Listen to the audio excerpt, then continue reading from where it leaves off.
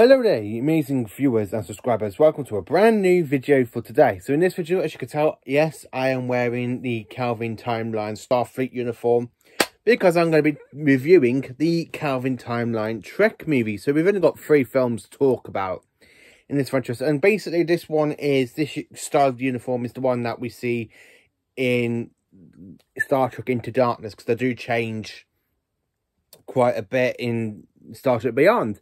So what's making me do a review about the Kalvin Timeline Trek movies is because in the middle, I'm literally reviewing all of Star Trek at the moment. So I'm reviewing Voyager. I'm literally on season 4 of Voyager. So I've took a break today to watch these 3 films back to back to back. And believe me, that take a lot of hours. Started from 9 o'clock this morning. Jesus, 9 hours. Quite a lot. Plus a little bit of a break. Now, I have to say, these Star Trek movies are absolutely fantastic. I love these. I know not many Trek fans do enjoy J.J. Abrams' Trek. I know some people consider it not to be, like to class this as canon, but I do class this version of canon since having Star Trek Picard, like talking about how Romulus was destroyed, which we see in the 2009 film Star Trek when Nero goes back in time to USS Kalvin and destroys the Kalvin, and it changed created a whole new timeline known as the Kalvin timeline.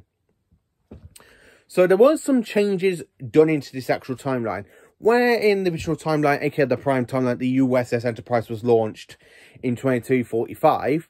It was actually, in fact, 2255. It was launched. So 10 years after the Prime Enterprise was launched, the Kalvin Timeline Enterprise was launched with Captain Christopher Pike in command, and of course with Sapling Quinto as Mr. Spock. Now, where is James T. Kirk during these events? Well, he's a farm boy. He's not in Starfleet, which is a bit odd because in the Prime Timeline, Kirk is in Starfleet. He's literally in Starfleet. He's on the USS Farragut as a young lieutenant before he got promoted to captain. So this timeline has created a whole new offense, even with the destruction of Falcon done by Nero, with the return appearance of Khan Jr.'s played by Benedict Cumberbatch, and of course the destruction of the Enterprise a couple of times, like in Star Trek Beyond, where you see it get nearly damaged and it got destroyed by the USS Vengeance. And then it got proper destroyed when it went on against the Swarm in Star Trek Beyond. This era of the Enterprise, of the Star Trek, well, this era of the movie franchise, I have to say, it is good. It is different to, you know, some of the other stuff that we see in the Prime Timeline, like in Into Darkness, we do see Praxis, which was actually destroyed later on in the Prime Timeline in about Star Trek 6, The Undiscovered Country, where in here it seems to be destroyed completely different. Now, in the original timeline, Captain Kirk is doing the 5-year mission, where in here, he literally takes over the command of the Enterprise after Captain Christopher Pike, after he rescued Pike from Nero and the other Romulans. And then we get to Star Trek Into Darkness. He loses his command because he not followed the Prime Directive. He literally rows a starship in the oceans to go and rescue Spock from a volcano, which is something Kirk should not have done in the first place.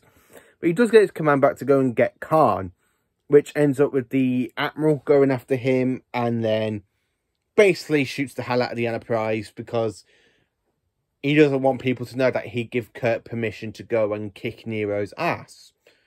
Not Nero's ass, sorry, Khan's ass.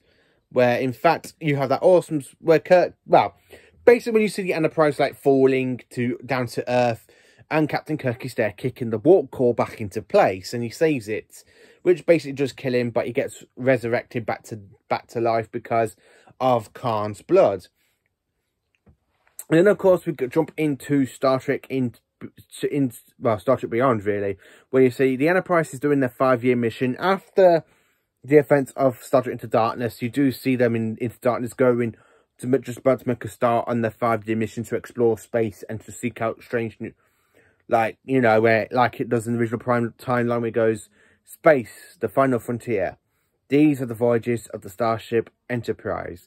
It's a 5-year mission to explore strange new worlds, to seek out new life and new civilizations where no man has gone before, because no one. So that's the difference. Then when you get into Star Trek Beyond, Kirk's getting bored of the Enterprise. He does get promoted to become an admiral a lot earlier on, where after the original Enterprise in the Prime timeline, Kirk literally took the opportunity to become admiral after the 5-year mission. So when you see Star Trek the Motion Picture up to Star Trek 4, Kirk's an admiral, and then when you get to 5 and 6, Kirk's back down to captain. So he does get offered the promotion of admiral, but he said he does decline it later on. And at the end of the film, you actually see them building in the new space dock the USS Enterprise A, which doesn't lead into nothing so far. It starts 2016. So 2016, 17, 18, 19, 20, 21. 5 years later, we are still waiting to see another Star Trek movie. What's going to happen to the Enterprise A in the Kalvin timeline? We just don't know. These 3 films are generally are absolutely great. I do like Chris Pine's Kirk a lot more to William Shatner's Kirk. So this is the Star Trek 2009. This is the special edition. Wow. Yeah, 2-disc special edition. I love that artwork on that cover. Then we have Star Trek Into Darkness. And then, of course, Star Trek Beyond. Now, these 3 films are good, actually. When I first watched them, growing up, I was in secondary school, around about year 9 or 10, when Star Trek, no.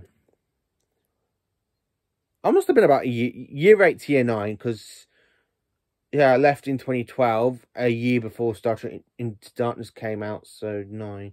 Yeah, I would have been about, would have been about year 8 or 9 when the first Kalvin timeline film came out. And I remember watching the trailer a lot in the school library. I was in in room 10. I remember sitting there always watching this trailer for the new Star Trek movie. I used to really look forward to it. And then when I went to college at the end of 2012, September 2012 up to the May 2013, I wanted to go and see Star Trek Discovery Into Darkness, but I couldn't go and see it because I was in college and wasn't actually earning money. And then in 2016, I actually went and watched Star Trek Beyond. So Star Trek Beyond is me only Star Trek film I actually gone and watched in the cinema. So I'm hoping we do get another Star Trek movie, and I can go to the cinema wearing this. Will be definitely wearing Captain Kirk's uniform. If it's a TNG movie, if they actually want to make a film with Picard, I will wear my Next Generation uniform. But hopefully we will get another Star Trek movie with the crew of the Enterprise in the Kalvin timeline. I do like this film. It's a great little trilogy so far. What I've watched it all in one day. I like some new. I have to say, some of the special effects of the models are absolutely awesome. I have to say, I love the bit in Star Trek Beyond where you see it like going into space and you see the Enterprise is just there, or like, and you've got a sun at the back of it. I absolutely love that shot. I don't know how the hell they managed it at Paramount, but that is a fantastic shot of the USS Enterprise. And then, of course, after Star Trek Beyond, we end up with Star Trek Discovery. So Star Trek does carry on because we had a break from 2005 to 2009 because that was the end of Enterprise and then the Kalvin timeline. And then 2016, we had the Star Trek Beyond. And then in 2017, we had Star Trek Discovery. And it's kind of grew. So since 2009, we've had quite a bit of Star Trek going out. And I have to say, a lot of it's really, really good. And Discovery, I do enjoy. Series 1 and 2. Well, Series 2 is my all-time favourite season of Discovery. I am going to be doing a video tomorrow where I'll rank every single Star Trek season. Not in the correct TV order. So, like, say, like, for the first place, say if it's, like, Next Generation Season 5 or Deep Space Nine Season 4. You have to find out what it is. Because that will be coming out tomorrow. Fingers crossed. Because I am in the middle of writing that list. Because there are 20-odd seasons to think about here. So let me know in the comments what you think of Star Trek The Kalvin Timeline movies. Do you think they are absolutely great and awesome, or do you think they're not as good as some of the other Trek that we got, like with other Trek films like Star Trek II: The Wrath of Khan? The only thing I do have a big complaint about is, in fact, Star Trek Into Darkness. It feels like a complete remake of Star Trek II: The Wrath of Khan, and that's the one thing that really does bug me about Star Trek Into Darkness. I don't like the way they brought Khan back. I think they should have waited for another film, like a couple of films later, to bring Khan back.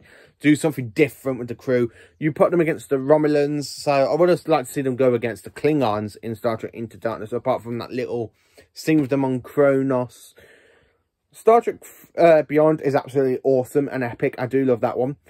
I just have to say, Star Trek Into Darkness, I just feel like it's a complete different sort of take on Wrath of Khan, where in the original film of Wrath of Khan, Spock's the one that dies, where in this one, it's Kirk that dies. So, yeah, that's the only thing I have a major complaint about. So, let me know in the comments what you think of Star Trek The Kalvin Timeline movies.